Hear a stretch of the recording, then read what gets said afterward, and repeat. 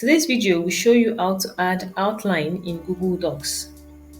To begin, open up Google Docs in your web browser, then select a blank document or an existing document you want to add an outline to.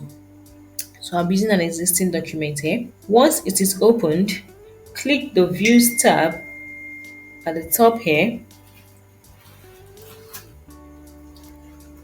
Click on this option to show outline. Now it is off.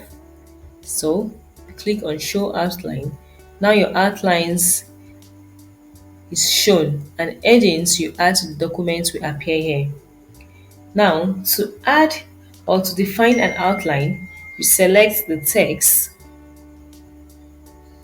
Then you click on the small arrow here beside normal text and you select either a title, a subtitle, a heading, and whatever options you want.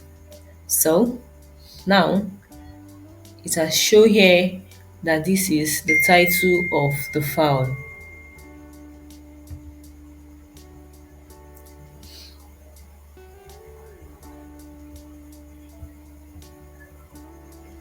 So that is how you add outlines in Google Docs. Ensure to like the video and subscribe for more tips. Bye.